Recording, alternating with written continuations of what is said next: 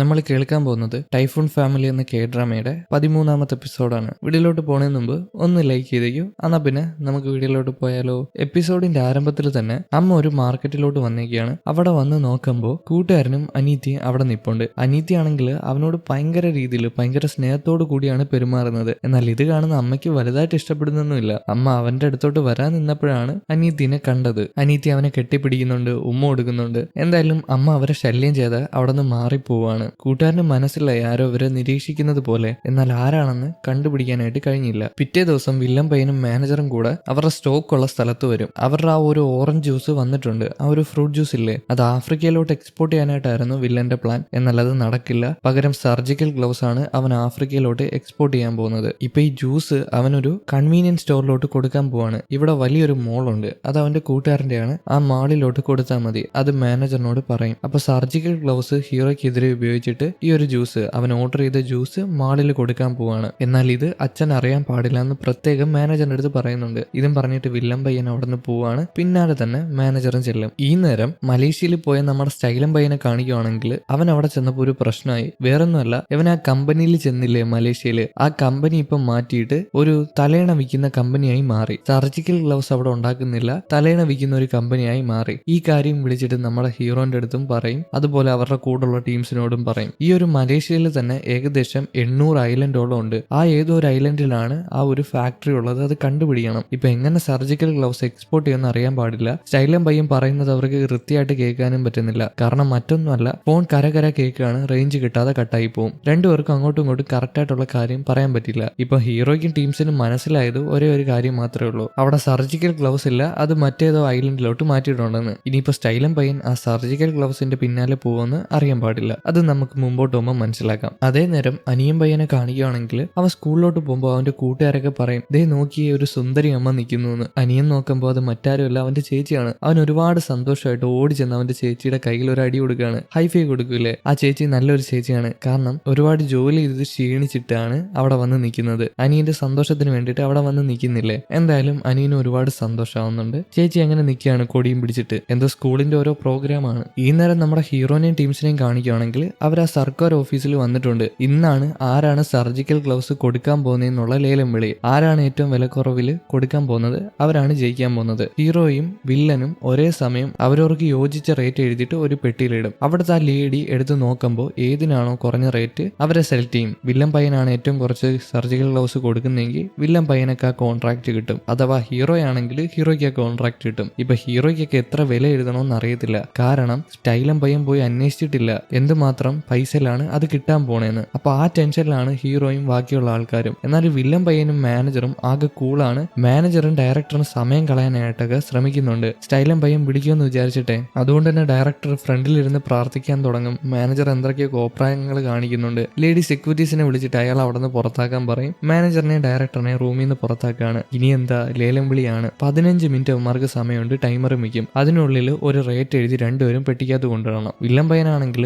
ഹീറോനെ വെല്ലുവിളിക്കുന്നത് പോലെ സംസാരിക്കുന്നുണ്ട്. നിന്നെ കൊണ്ട് കഴിയില്ല, ഇത് കളഞ്ഞിട്ട് പോ, ഞാൻ എന്തായാലും ജയിക്കും, കാരണം എനിക്ക് സ്വന്തമായിട്ട് ഷിപ്പുണ്ട്, പോർട്ടുണ്ട്, ഇത് സൂക്ഷിക്കാനുള്ള സ്ഥലമുണ്ട്. എന്നാലും നിനക്ക് വാടക കൊടുക്കണം. എന്തായാലും നിനക്ക് ഞാൻ കുറയ്ക്കുന്നതിന്റെ അത്ര റേറ്റ് കുറച്ച് കൊടുക്കാൻ പറ്റില്ല, നീ തോറ്റടാ, ഇറങ്ങി പോടാന്ന് പറഞ്ഞിട്ട് അവൻ എന്തോ റേറ്റ് എഴുതിയിട്ട് ആ പെട്ടിക്കകത്ത് കൊണ്ടുപോയി സീൽ ചെയ്തിട്ടാണ്. വില്ലൻ പയ്യൻ ഒരുപാട് അഹങ്കാരമുണ്ട്, അവന് ഫുൾ കോൺഫിഡൻസും ഉണ്ട്. ഹീറോയെ കൊണ്ട് അത്രയും താഴ്ത്തിയ വിലയിൽ കൊടുക്കാൻ പറ്റത്തില്ല എന്ന്. വില്ലൻ പയ്യൻ കൊടുക്കുന്നതിന്റെ ആ ഒരു വിലയിൽ കൊടുക്കാൻ പറ്റില്ലല്ലോ, കാരണം ഹീറോയ്ക്ക് ഇതിന്റെ എല്ലാം വാടക മാറ്റിയിട്ട് ലാഭം കിട്ടുന്നത് പോലെ കൊടുക്കാൻ പറ്റുമോ. ആ അഹങ്കാരമാണ് വില്ലൻ പയ്യന്. വില്ലൻ പയ്യൻ കൊണ്ടിട്ടല്ലോ ആദ്യത്തെ 5 മിനിറ്റിൽ തന്നെ കൊണ്ടിട്ടു. ഹീറോ അവിടെ വെറുതെ ഇരിക്കുകയാണ്. 10 മിനിറ്റ് ഏകദേശം കഴിഞ്ഞു പോയിട്ടുണ്ട്. ആ സമയം ഡോറൊക്കെ തുറന്നിട്ട് ഒരാൾ കയറി വരും. ആ ഒരു ഓഫീസിലെ മാനേജറാണ്. ഹീറോയ്ക്ക് എന്തോ ഒരു കത്തുണ്ടെന്ന് പറഞ്ഞിട്ട് കൂടെ തന്നെ മാനേജറും ഡയറക്ടറും ഉണ്ട്. നമ്മുടെ മാനേജറും ഡയറക്ടറും. അത് മറ്റൊന്നുമല്ല, മലേഷ്യയിൽ നിന്ന് വന്ന ലെറ്ററാണ്. സ്റ്റൈലൻ പയ്യൻ അവിടെ പോയി അന്വേഷിച്ചിട്ടുണ്ടായിരുന്നു ആ ഗ്ലൗസിന് എത്ര രൂപ ആവുമെന്നേ. അപ്പൊ അതിനെ പറ്റിയാണ് വന്നേക്കുന്നത്. ഈ ഒരു ലെറ്റർ കൊടുക്കാനായിട്ട് വില്ലൻ പയ്യൻ സമ്മതിക്കത്തില്ല. ഇപ്പൊ ലേലം വിളി നടക്കുമല്ലേ. എന്നാൽ ആ ലേഡി ഇതെന്തോ അർജന്റ് ആണെന്ന് മനസ്സിലാക്കിയിട്ട് ഹീറോനോട് പറയും ഇതെന്താണെന്ന്. ഹീറോ പറഞ്ഞു കൊടുക്കും അത് അവന്റെ അച്ഛന്റെ ആണെന്ന്. വില്ലൻ പയ്യൻ പറയും അതിന് നിന്റെ അച്ഛൻ മരിച്ചു പോയില്ലേ, അച്ഛൻ എങ്ങനെയാണ് ലെറ്റർ എഴുതുന്നതെന്ന്. അല്ല, അത് എന്റെ അച്ഛന്റെ ഭാര്യയുടെയാന്ന് പറയും, അവന്റെ അമ്മയുടെയാന്ന് പറയും. അതുകൊണ്ട് തന്നെ ആ ലേഡി അത് തുറക്കാണ്. ഹീറോയിൻ ഓടിപ്പോയി അതിനകത്തുള്ള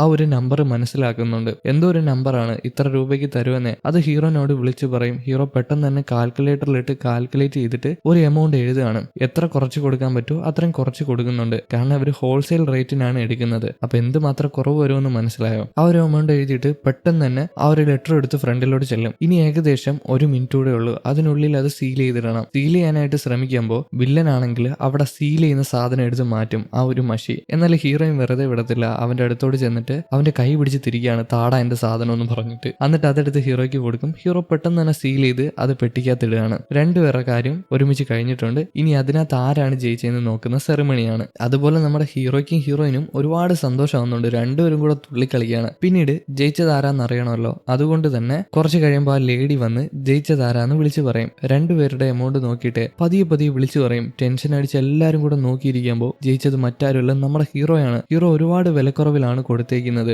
വില്ലൻ പയ്യൻ ഇത് കണ്ടു ഞെട്ടും. കാരണം ഹീറോയ്ക്ക് അങ്ങനെ കൊടുക്കാൻ പറ്റില്ല. അവൻ എന്തുമാത്രം ലാഭമായിരിക്കും ഇതിൽ നിന്ന് കിട്ടാൻ പോകുന്നത്, ലാഭമേ കിട്ടത്തില്ല. അത് ആലോചിച്ച് ടെൻഷൻ അടിച്ച് നിൽക്കുകയാണ്. അവന് വിശ്വസിക്കാൻ പറ്റാത്തത് കൊണ്ട് തന്നെ ആ ലേഡി ആ ലെറ്റർ എടുത്ത് കൊടുക്കും. അവരെഴുതിയ 2 ലെറ്റർ. എന്തുമാത്രം പ്രൈസ് ഡിഫറൻസ് ഉണ്ടെന്ന് അറിയാനായിട്ട് ഹീറോയാണ് കുറച്ച് പൈസ ഇട്ടേക്കുന്നത്. അപ്പൊ ഹീറോയ്ക്കാണ് ഈ കോൺട്രാക്ട് കിട്ടിയിരിക്കുന്നത്. നമ്മുടെ ടീംസിനെല്ലാം ഒരുപാട് സന്തോഷമായി. വില്ലനെയും തെറി പറഞ്ഞ് അവിടെ നിന്ന് ഇറങ്ങിപ്പോവും. എല്ലാരും കൂടെ കൈ പിടിച്ച് സന്തോഷപ്പെട്ടിട്ടാണ് പോകുന്നത്. വില്ലൻ പയ്യൻ ആകെ ചമ്മി നിന്ന് പോയിട്ടുണ്ട്. അവന്റെ കോൺട്രാക്ട് നഷ്ടപ്പെട്ടു പോയി. ഹീറോന്റെ മുമ്പിൽ തോറ്റു പോയതാണ്. അവൻ പൈസ ഉണ്ടാക്കാൻ വേണ്ടിയിട്ടൊന്നല്ല ഈ കാര്യം ചെയ്യുന്നത്. ഹീറോന്റെ മുമ്പിൽ ജയിക്കണം, ഹീറോനെ തോപ്പിക്കണം എന്നുള്ള വാശി കാരണമാണ്. ആ സമയം നമ്മൾ ഫ്ലാഷ് ബാക്ക് കാണിക്കും ഇതിന്റെ പിന്നിൽ എന്തൊക്കെയാണ് നടന്നതെന്ന്. ഹീറോയിനും ചൈലം പയ്യനെ കോണ്ടാക്ട് ചെയ്യാനായിട്ട് ശ്രമിച്ചിട്ടുണ്ട്. അവൻ ഓരോ കാര്യങ്ങൾ പറഞ്ഞിട്ടുണ്ട്. നമ്മുടെ ഹീറോയിനും പറഞ്ഞത് ഏകദേശം ഒറിജിനൽ പ്രൈസിന്റെ 70 അല്ലെങ്കിൽ 60% വേണം അത് വാങ്ങാനെന്ന്. അതായത് 40% കുറവില്, പൈസ കുറവില് 100 രൂപയുടെ സാധനം 60 രൂപയ്ക്കോ അല്ലെങ്കിൽ 70 രൂപയ്ക്കോ വാങ്ങാനായിട്ട്. പക്ഷേ ഫോൺ വിളിച്ച് പറഞ്ഞത് കൊണ്ട് തന്നെ ആ ഫോണിന്റെ റേഞ്ച് ഒന്നുമില്ല, അത് കേൾക്കാൻ പറ്റില്ല. സ്റ്റൈലം പയ്യൻ അത് കറക്റ്റായിട്ട് കേട്ടിട്ടില്ല. പിന്നീട് സ്റ്റൈലം പയ്യൻ അവിടെ ഫാക്ടറിയിൽ വർക്ക് ചെയ്യുന്ന ഒരാളെ വിളിച്ചിരുത്തി അയാൾക്ക് നൂഡിൽസ് വാങ്ങിച്ചു കൊടുക്കും. എന്നിട്ട് അയാളോട് ഉപകാരം ചോദിക്കും, ഇത് കണക്ക് ഗ്ലൗസ് വേണമെന്ന്. അയാളൊന്ന് റെക്കമെൻഡ് ചെയ്താൽ മതി, കിട്ടും. അയാൾ റെക്കമെൻഡ് ചെയ്യും. എത്രയാണ്? 40 രൂപയ്ക്ക്.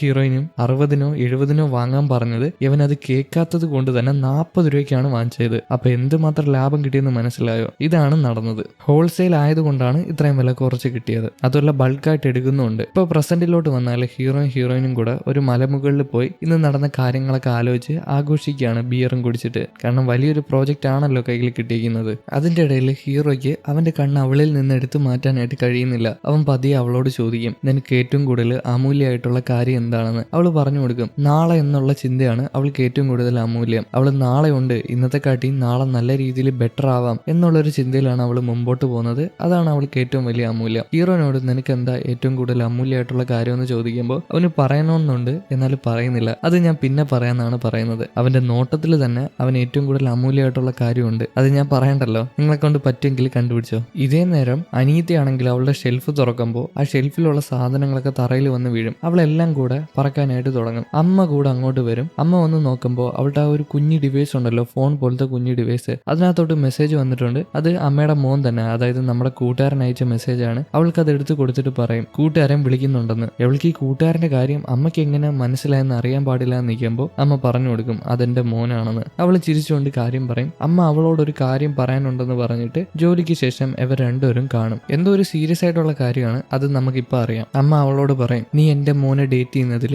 എനിക്ക് വലിയ താല്പര്യമില്ല, അതുകൊണ്ട് തന്നെ ഇനി ഡേറ്റ് ചെയ്യാൻ പാടില്ല എന്ന്. അതെന്താ നമ്മൾ ചോദിക്കുമ്പോൾ അമ്മ ഒരുമാതിരി വിറച്ച് അവളോട് കാര്യം പറയും. മറ്റൊന്നുമല്ല, ഇവളുടെ കുടുംബം എന്ന് പറഞ്ഞാൽ ഒരുപാട് പാവപ്പെട്ടയല്ലേ. ഇപ്പൊ ഹീറോയിനാണ് അവളുടെ കുടുംബത്തിനെ നോക്കുന്നത്. ഹീറോയിൻ കല്യാണം കഴിച്ചു പോയതിനു ശേഷം ഈ കുടുംബത്തിനെ നോക്കാൻ പോകുന്നത് അനീതിയായിരിക്കും. അപ്പൊ അനീതിയുടെ ചുമതലയാണ്. അനീതിനെ കൂട്ടുകാരൻ കല്യാണം കഴിക്കുകയാണെങ്കിൽ കൂട്ടുകാരൻ കൂടെ ഒരുപാട് കഷ്ടപ്പെടേണ്ടി വരും ഈ കുടുംബത്തിനെ നോക്കാനായിട്ട്. അതാണ് ഈ അമ്മയുടെ ഏറ്റവും വലിയ പേടി. അതുകൊണ്ട് തന്നെ അവനെ ഡേറ്റ് ചെയ്യാൻ പാടില്ല എന്ന് പറയുമ്പോൾ അവൾ ഒന്നും മിണ്ടാതെ നിൽക്കുകയാണ്. കാരണം അവള് സ്നേഹിക്കുന്ന പയ്യന്റെ അമ്മയാണ്. അതുകൊണ്ടാണ് അവൾ ഒന്നും പറയാതെ അങ്ങനെ നിൽക്കുന്നത്. അവൾ ആകെ സ്റ്റക്കായി അവിടെ നിന്ന് പോകുന്നുണ്ട്. അവളുടെ കണ്ണീന്ന് കണ്ണുനീര് വരാണ്. അത്രയും വിഷമിച്ച് പോയിട്ടുണ്ട്. ആ നേരം കൂട്ടുകാരൻ അങ്ങോട്ട് വരും. കൂട്ടുകാരൻ വന്ന് നോക്കുമ്പോൾ അമ്മയും അനീതി ഒരുമിച്ച് നിൽക്കുന്നു. അതുപോലെ തന്നെ അനീതി കരയുന്നുണ്ട്. എന്താ പറ്റിയെന്ന് ചോദിച്ചിട്ട് അവള് പറയുന്നുമില്ല. അമ്മയോട് അവൻ നല്ല രീതിയിൽ ദേഷ്യപ്പെടും. നിങ്ങള് ഇവളോട് എന്താ പറഞ്ഞെന്ന് ചോദിച്ചിട്ട് അമ്മ അവനോടുള്ള കാര്യം പറയും. ഇത് കണക്കാണ് പറഞ്ഞതെന്ന്. അതായത് അവള് കൂടെ ഉണ്ടെങ്കിൽ അവൻ ജീവിതത്തിൽ കുണം പിടിക്കത്തില്ല എന്ന്. എന്നാൽ അവ അതിനെ തിരുത്തി പറയും. നല്ല രീതിയിൽ ദേഷ്യപ്പെട്ടിട്ട് തിരുത്തി പറയും. നമ്മൾ രക്ഷപ്പെടാത്തതിന്റെ ഏറ്റവും വലിയ കാരണം നമ്മൾ ജീവിക്കുന്ന രീതി തന്നെയാണ്, അല്ലാതെ ബാക്കിയുള്ള ആൾക്കാർ കുറ്റം പറയേണ്ട കാര്യമില്ല.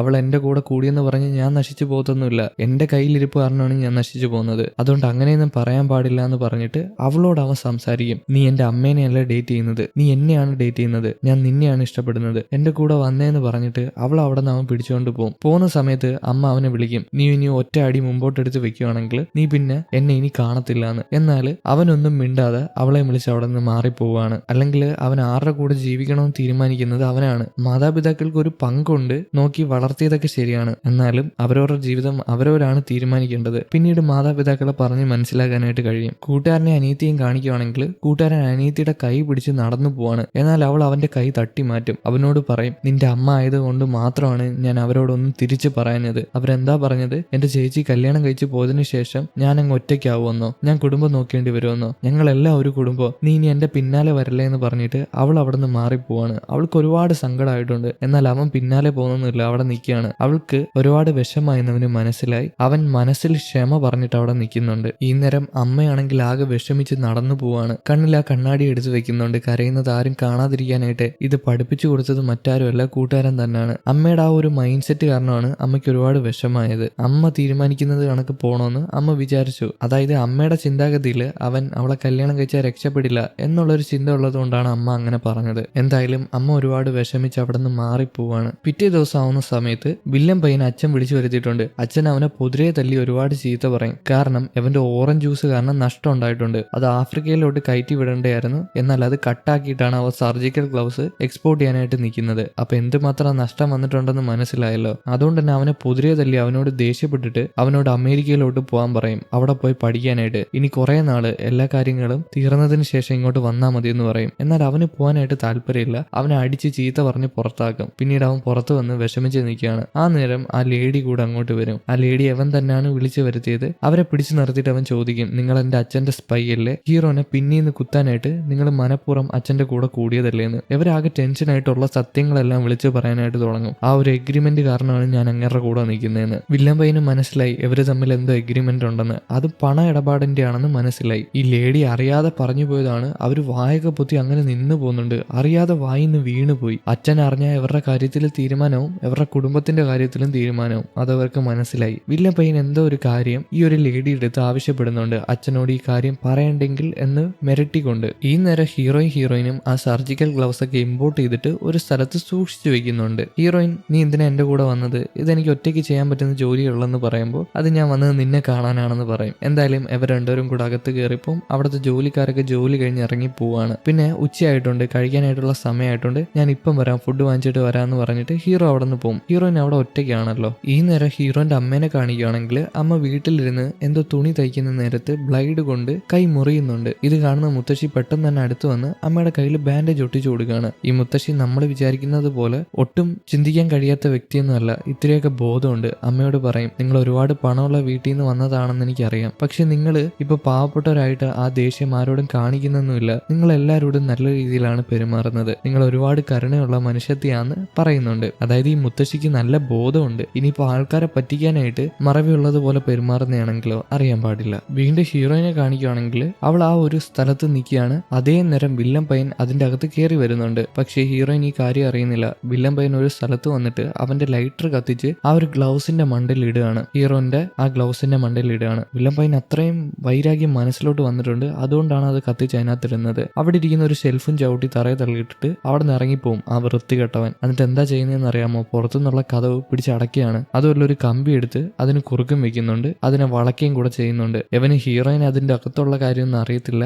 എന്നാൽ ആ ഗ്ലൗസ് കത്തിച്ച് കളയാനായിട്ടാണ് അങ്ങനെ ചെയ്തത്. ഈ നേരം നമ്മുടെ ഹീറോ ആണെങ്കിൽ ഭക്ഷണം വാങ്ങിച്ചു കഴിഞ്ഞിട്ട് തിരിച്ചു വരികയാണ്. അവനിങ്ങനെ വരുന്ന സമയത്ത് സൈഡിൽ ഒരു പോസ്റ്ററൊക്കെ ശ്രദ്ധിക്കുന്നുണ്ട്. ഹീറോയിനും മൊബൈൽ ഫോൺ വാങ്ങിച്ചു കൊടുത്താലോ എന്ന് അവൻ ചിന്തിക്കുകയാണ്. കാരണം അവൻ കണ്ടത് മൊബൈൽ ഫോണിന്റെ പോസ്റ്ററാണ്. അവനും ഒരെണ്ണം വാങ്ങണം, ഹീറോയിനും ഒരെണ്ണം വാങ്ങണം. അങ്ങനെ അവൻ നിൽക്കുമ്പോൾ ദൂരെ നിന്ന് പുക വരുന്നത് കാണുന്നുണ്ട്. അതോ ഗ്ലൗസ് ഒക്കെ സൂക്ഷിച്ചു വെച്ച സ്ഥലത്താണ്. ഇത് കണ്ട് അവൻ ആകെ ടെൻഷനായി അവിടെ ഓടിച്ചെല്ലും. കയ്യിലിരിക്കുന്ന ഫുഡൊക്കെ കളഞ്ഞിട്ടാണ് ഓടി ചെല്ലുന്നത്. അവിടെ ചെന്ന് നോക്കുമ്പോൾ ആ ഡോർ അടച്ചിട്ടേക്കാണ്. അത് തട്ടി തുറക്കാൻ നോക്കുമ്പോൾ അവന്റെ കൈ പൊള്ളും. കാരണം അകത്ത് അത്രയും ചൂടാണ്. ആ കമ്പി ആരൊക്കെ തിരികെ വെച്ചേക്കുന്നത് കണ്ടിട്ട് അവന്റെ ഷർട്ട് ഊരി ആ കമ്പി വലിച്ചൂരും. അല്ലാതെ അത് തൊടാൻ പറ്റില്ല, അത്രയും ചൂടാണ്. തുറന്ന് അകത്തോട്ട് കയറി നോക്കുമ്പോൾ ഹീറോയിൻ ബോധമില്ലാതെ അവിടെ കിടക്കുകയാണ്. അവൾ ആ പുക ശ്വസിച്ച് ബോധമില്ലാതെ അവിടെ കിടക്കുന്നു. പെട്ടെന്ന് തന്നെ അവളുടെ അടുത്തോട്ട് ഓടിച്ചെല്ലും. അവളുടെ അടുത്ത് വന്ന് നമുക്ക് ഹോസ്പിറ്റലിൽ പോവാന്ന് പറഞ്ഞ് അവളെ എടുത്ത് പോവുകയാണ് ഹോസ്പിറ്റലിലോട്ട്. ആ നേരം നമ്മളൊരു ഫ്ലാഷ് ബാക്ക് കാണിക്കും. ഈ തീ പിടിച്ച നേരത്ത് ഹീറോയിൻ ആണെങ്കിൽ ഈ പെട്ടിയൊക്കെ പറക്കി മാറ്റാനായിട്ട് ശ്രമിച്ചിട്ടുണ്ടായിരുന്നു, തീ ആളി കത്താതിരിക്കാനായിട്ട്. എന്നാൽ അവളെ കൊണ്ട് കഴിഞ്ഞില്ല. ഇതിങ്ങനെ കത്തിക്കൊണ്ടിരിക്കുകയാണ്. കാരണം ഇത് പ്ലാസ്റ്റിക് അല്ലേ, പെട്ടെന്ന് തന്നെ പടർന്ന് പിടിക്കും. അതുപോലെ ഇവൾക്ക് ശ്വസിക്കാനൊന്നും കഴിഞ്ഞില്ല. ഇവള് പുറത്തോട്ടിറങ്ങി ഓടാനായിട്ട് ശ്രമിച്ചെങ്കിലും അതും നടന്നില്ല. ഇവൾ ആ ഡോറിലൊക്കെ ഇട്ട് കൊട്ടാൻ നോക്കിയെങ്കിലും കൈയൊക്കെ പൊള്ളുവാണ് ചെയ്തത്, ഒന്നും നടന്നില്ല. ഇപ്പൊ പ്രസന്റിലോട്ട് വന്നാല് ഹീറോയിനെയും കൊണ്ട് ഹീറോ ഹോസ്പിറ്റലിൽ വന്നിട്ടുണ്ട്. അവിടുത്തെ നേഴ്സുമാരോടൊക്കെ ഹീറോയിനെ ഒന്ന് ചികിത്സിക്കാൻ പറയുമ്പോൾ അവരൊന്നും മൈൻഡ് ചെയ്യാതെ അങ്ങോട്ടും ഇങ്ങോട്ടും നടക്കാണ്. വേറെ കൂടുതൽ രോഗമുള്ള ആൾക്കാരെയൊക്കെ ചികിത്സിക്കാനായിട്ട് പോവാണ്. ഹീറോ ആകെ ടെൻഷനായിട്ട് എന്തെങ്കിലും ചെയ്യുന്നത് പറയുമ്പോൾ ആരും മൈൻഡ് ചെയ്യുന്നില്ല. ഹീറോയിൻ ബോധമില്ലാതെ കിടക്കുന്നത് കാണുമ്പോൾ ഹീറോയിന്റെ അടുത്ത് എന്നിട്ട് ഒന്ന് എണീക്കെന്ന് വിളിച്ചു കൂവി പറയും. ചുറ്റുമുള്ള ആൾക്കാർ അവനെ വഴക്കുറയും. ഹോസ്പിറ്റലിൽ കിടന്നാണോ ഇങ്ങനെ ബഹളം വെക്കുന്നതെന്ന് ചോദിച്ചിട്ട്. ആ നേരം ഹീറോയിന് ബോധം വരും. ഹീറോയിന്റെ ഏറ്റവും വലിയ റിഗ്രറ്റ് എന്തായിരുന്നെന്ന് അറിയാമോ? അവള് മരണം തൊട്ട് മുമ്പിൽ കണ്ടിട്ടുണ്ടായിരുന്നു. അപ്പോൾ ഉള്ള റിഗ്രറ്റ് എന്തൊക്കെയായിരുന്നെന്ന് അറിയാമോ? മുത്തശ്ശിയോട് ബായി പറയാൻ പറ്റിയില്ല മരണത്തിന് മുമ്പ്. അതുപോലെ തന്നെ അനിയത്തിയോട് ഇനി ജോലിക്ക് പോകണ്ടെന്ന് പറയാൻ പറ്റിയില്ല. അനിയന് നല്ല ഡ്രസ്സ് വാങ്ങിച്ചു കൊടുക്കാൻ പറ്റിയില്ല. ഏറ്റവും വലിയ റിഗ്രറ്റ് ഇതൊന്നും അല്ല, ഹീറോനോട് അവൾക്ക് അവനെ ഇഷ്ടമാണെന്നുള്ള കാര്യം പറയാൻ പറ്റിയില്ല. ഇപ്പൊ അവള് അവനെ അടുത്തോട്ട് വിളിച്ചിട്ട് എനിക്ക് നിന്നെ ഇഷ്ടമാണെന്ന് പറയും. അവനാണെങ്കിൽ ഞെട്ടിപ്പോവും. എന്താ പറഞ്ഞതെന്ന് ചോദിക്കുമ്പോൾ എനിക്ക് നിന്നെ ഇഷ്ടമാണെന്നാണ് പറഞ്ഞതെന്ന്. എന്നാൽ ഒരു ഹോസ്പിറ്റലിൽ വെച്ചാണോ പ്രപ്പോസ് ചെയ്യുന്നത്? അവന് ഈ ഒരു അന്തരീക്ഷം ഇഷ്ടപ്പെട്ടില്ല. ഞാനൊന്നും കേട്ടില്ല, നീ എന്നോടൊന്നും പറഞ്ഞില്ല എന്ന് പറഞ്ഞ് അവൻ ചെവി പൊത്തി പിടിക്കും. അവൻ ഇങ്ങനല്ല അവൾ അവനെ പ്രപ്പോസ് ചെയ്യുമെന്ന് വിചാരിച്ചത്. എന്നാൽ ഒരു മോശം അന്തരീക്ഷത്തിലാണ് അവൾ പ്രപ്പോസ് ചെയ്തത്. അതുമല്ല, അവളുടെ ഏറ്റവും വലിയ ടെൻഷൻ ആ ഗ്ലൗസിനൊക്കെ എന്ത് പറ്റിയെന്നാണ്. എന്നാൽ ഹീറോ ഇപ്പൊ നീ അതിനെയൊന്നും പറ്റി അറിയണ്ടെന്ന് പറയും. ആ നേരം അവനെ കാണാനായിട്ട് പോലീസുകാർ അങ്ങോട്ട് വന്നിട്ടുണ്ട്, എങ്ങനെയാണ് തീ പിടിച്ചതെന്ന് അറിയാനായിട്ട്. എന്നാൽ ഹീറോ അവളുടെ കൈ മുറുകെ പിടിക്കുകയാണ് പോലീസുകാരോട് സംസാരിക്കണേ മുമ്പ്. ഇതേ നേരം മുത്തശ്ശിയും ഹീറോന്റെ അമ്മ അങ്ങോട്ട് വന്നിട്ടുണ്ട് ഈ വിവരം അറിഞ്ഞിട്ട്. മുത്തശ്ശി ആകെ ടെൻഷൻ അടിച്ചിട്ടാണ് ഓടി വന്നേക്കുന്നത്. വഴിയൊക്കെ തെറ്റി പോകുന്നുണ്ട്. അമ്മയാണ് മുത്തശ്ശിയും പിടിച്ച് കറക്റ്റായിട്ടുള്ള റൂമിൽ വന്നേക്കുന്നത്. ഈ നേരം നമ്മുടെ ടീംസ് എല്ലാം കൂടെ, അതായത് ഹീറോയിനും പ്രശ്നമൊക്കെ തീർപ്പാക്കിയിട്ട് റൂമിലോട്ട് മാറിയിട്ടുണ്ട്. പോലീസിനോട് കാര്യം പറഞ്ഞു കൊടുത്തിട്ടുണ്ട്. ഹീറോന്റെ മുഖത്തൊക്കെ കരി പറ്റിയിട്ടുണ്ട് കേട്ടോ. ആ ഒരു പുകയുടെ ഇടയിലൊക്കെ അവൻ ഓടിപ്പോയതാണ് ഹീറോയിനെ രക്ഷിക്കാനായിട്ട്. ഒരുപാട് കഷ്ടപ്പെട്ടിട്ടാണ് ആ തീയുടെ ഇടയിൽ കൂടെ അവളെ രക്ഷിച്ചത്. മുത്തശ്ശി വന്നിട്ട് ഹീറോനെ ഒരുപാട് ചീത്ത പറയും. നീ മല പോലെ നിന്നിട്ട് എന്റെ മോൾക്ക് ഇങ്ങനെ ഒരു ഗതി വന്നെന്ന് പറഞ്ഞിട്ട് ഹീറോ ഒന്നും മിണ്ടുന്നില്ല. അതൊക്കെ കേട്ടോണ്ട് നിൽക്കുകയാണ്. മുത്തശ്ശിയുടെ വിഷമം കാരണമാണ് ഈ കാര്യങ്ങളൊക്കെ പറഞ്ഞത്. പിന്നീട് മുത്തശ്ശി ഹീറോയിനെ കെട്ടിപ്പിടിച്ച് കരയും. നീ എന്താ കുട്ടി കാണിച്ചതെന്ന് ചോദിച്ചിട്ട്. ഈ കരച്ചിൽ കണ്ടിട്ട് ഹീറോയിനും കരയും. ഇത് കണ്ടുകൊണ്ടിരിക്കുന്ന ഹീറോയ്ക്കും അമ്മയ്ക്കും വിഷമാവും. അമ്മയാണെങ്കിൽ അവന്റെ കവളിലൊക്കെ പിടിച്ചു നോക്കുന്നുണ്ട്. കാരണം അമ്മയുടെ കുട്ടി ഒരുപാട് കഷ്ടപ്പെട്ടിട്ടുണ്ട് ആ തീയുടെ ഇടയിലെ. അതൊന്നും മുത്തശ്ശി മൈൻഡാക്കാതെയാണ് ഹീറോനെ വഴക്ക് പറഞ്ഞത്. പിന്നീട് മുത്തശ്ശി ആകെ വിഷമിച്ച് പുറത്തു വന്നിരിക്കുമ്പോൾ ഹീറോ ഒരു കുപ്പി പാലുമായിട്ട് മുത്തശ്ശിയുടെ അടുത്ത് വന്ന് ആ പാല് കൊടുക്കുകയാണ്. മുത്തശ്ശി അവനോട് ക്ഷമ പറയും. കാരണം ആ ഒരു ദേഷ്യത്തിൽ മുത്തശ്ശി പറഞ്ഞു പോയതാണ്. അവന് ഒരുപാട് കഷ്ടപ്പെട്ടിട്ടുണ്ടെന്ന് മുത്തശ്ശിക്ക് നന്നായിട്ട് അറിയാം. മുത്തശ്ശി അവിടെ വെച്ച് ഹീറോനോട് പറയും, നിന്നെ കണ്ടുമുട്ടിയതിൽ ശേഷമാണ് എന്റെ കുട്ടി പഴയതുപോലെ ചിരിക്കാനായിട്ട് തുടങ്ങിയത്. അവൾ കുട്ടിക്കാലം തൊട്ടേ ഒരുപാട് അനുഭവിച്ചിട്ടാണ് വളർന്നിട്ടുള്ളത്. എന്നെ കൊണ്ട് അവൾക്ക് വേണ്ടതെല്ലാം കൊടുക്കാനായിട്ട് കഴിഞ്ഞിട്ടില്ല. എന്നാൽ നിന്നെ കണ്ടതിന് ശേഷം അവളുടെ സ്വഭാവത്തിലെല്ലാം ഒരുപാട് വ്യത്യാസം വന്നിട്ടുണ്ട്. അവളുടെ കഴിഞ്ഞ കാലങ്ങളെല്ലാം മറക്കാനായിട്ട് നീ അവളെ സഹായിക്കത്തില്ലേ എന്ന് ചോദിക്കും. ഹീറോ മുത്തശ്ശിയുടെ കൈ പിടിച്ചിട്ട് അതിന് സമ്മതിക്കുകയാണ്. മുത്തശ്ശിക്ക് ഒരുപാട് വിഷമമുണ്ടെന്ന് ഹീറോയ്ക്ക് അറിയാം. മുത്തശ്ശി ഒന്നും കൊണ്ട് പേടിക്കണ്ടെന്ന് പറയുമ്പോൾ മുത്തശ്ശി അവിടെ നിന്ന് കരയാണ്. മുത്തശ്ശിക്ക് ഒരുപാട് വിഷമമായിട്ടുണ്ട്. രാത്രിയാവുന്ന സമയത്ത് വില്ലൻ പയ്യൻ കാർ എടുത്ത് പോകുമ്പോൾ തൊട്ട് ഫ്രണ്ടിൽ നമ്മുടെ ലേഡി എടുത്ത് കുറുകു ചാടുന്നുണ്ട്. ലേഡിക്ക് മനസ്സിലായി ആ വെയർ ഹൗസിൽ തീയിട്ടത് അവനാണെന്ന്. കാരണം മറ്റൊന്നുമല്ല, ആ വെയർ ഹൗസിന്റെ കാര്യമൊക്കെ പറഞ്ഞു കൊടുത്തത് ഈ ലേഡിയാണ് അവനോട് പറഞ്ഞു കൊടുത്തത്. നേരത്തെ അവനൊരു ആവശ്യം ചോദിച്ചില്ലായിരുന്നോ? ആ ആവശ്യം മറ്റൊന്നുമല്ല, ഈ വെയർ ഹൗസിന്റെ കാര്യം തന്നെയാണ്. ഇപ്പം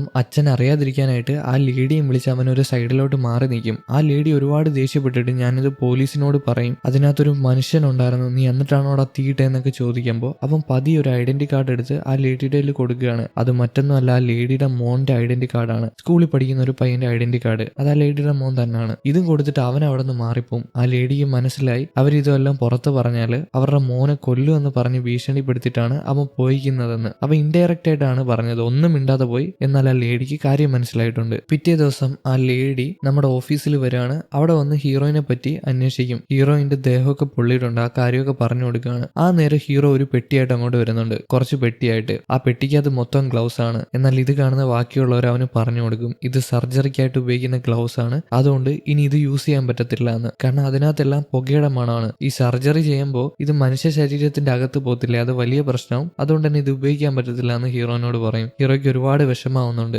അവൻ ഒരുപാട് കഷ്ടപ്പെട്ടിട്ടാണ് ഈ കാര്യം ചെയ്തത്. ചിലപ്പോൾ ഇത് കാരണം അവന്റെ കമ്പനി വരെ നഷ്ടപ്പെട്ടു പോയേക്കാം. അവൻ കടത്തിലാണ്. ഈ ഒരു കാര്യം എങ്ങനെയെങ്കിലും നടന്നാൽ മാത്രമേ രക്ഷപ്പെടാനായിട്ട് പറ്റൂ. എന്നാൽ വില്ലൻ പയ്യനെ കാരണം ഇത് നടന്നില്ല. പിന്നീട് അവരെല്ലാരും കൂടെ ആ ഒരു സർക്കാർ ഓഫീസിൽ ചെന്ന് കാര്യം പറയും. കുറച്ചുകൂടെ നാള് ഇതിന് സമയം വേണമെന്ന്, ഈ സർജിക്കൽ ഗ്ലൗസ് എക്സ്പോർട്ട് ചെയ്യാനായിട്ട്. എന്നാൽ അവർ കൊടുക്കില്ല. അരമണിക്കൂറിനുള്ളിൽ ശരിയാകണമെന്ന് പറഞ്ഞ് ദേഷ്യപ്പെടും. ഇവർക്ക് വേറെ മാർഗ്ഗമില്ല. ഡയറക്ടറും ഹീറോയും അതുപോലെ തന്നെ മാനേജറും കൂടെ കാർ എടുത്തിട്ട് നേരെ ഈ സർജിക്കൽ ഗ്ലൗസ് കൊടുക്കുന്ന അമേരിക്കൻ കമ്പനീനെ കാണാനായിട്ട് പോകും. അവരുടെ നിന്ന് ഡയറക്റ്റ് വാങ്ങാനായിട്ട്. അതിപ്പം പൈസ നഷ്ടമായാലും കുഴപ്പമില്ല, കൊടുക്കാന്ന് പറഞ്ഞ സാധനം കൊടുക്കാന്ന് വിചാരിച്ചിട്ട്. ഇനി മലേഷ്യയിൽ പോയി എടുക്കാനൊന്നും നടക്കത്തില്ല. അരമണിക്കൂർ മാത്രമേ സമയമുള്ളൂ. കാരണം ഇവർ ആ സർജിക്കൽ ഗ്ലൗസ് എക്സ്പോർട്ട് ചെയ്യാൻ ഏറ്റതാണ് ചെയ്യുന്നതാണ്. അവസാന നിമിഷത്തിൽ അത് മാറ്റാനൊന്നും കഴിയത്തില്ല. ഈ നേരം കൂട്ടുകാരന്റെ അമ്മ നമ്മുടെ അമ്മേനെ കാണാനായിട്ട് വന്നിട്ടുണ്ട്. ആ ലേഡിക്ക് അറിയാം മോന്റെ കാമുകിയുടെ വീട്ടിൽ കൂടാണ് അമ്മയൊക്കെ താമസിക്കുന്നതെന്ന്. അന്ന് രാത്രി അവരോട് മോശമായിട്ടല്ലേ പെരുമാറിയത്, ആരോട്? കാമുകിയോട്. അപ്പൊ കാമുകിയോട് ക്ഷമ പറയാനായിട്ടാണ് വന്നേക്കുന്നത്. അത് അമ്മയുടെ കൂടെ പോയാൽ മതി, കാമുകിനെ കാണാൻ പറ്റുമല്ലോ. അതുകൊണ്ടാണ് അമ്മേനെ വന്ന് കണ്ടേക്കുന്നത്. അമ്മ ഇപ്പം തിരക്കിലാണ്, അതുകൊണ്ട് തന്നെ കുറച്ച് കഴിയാന്ന് പറഞ്ഞിട്ട്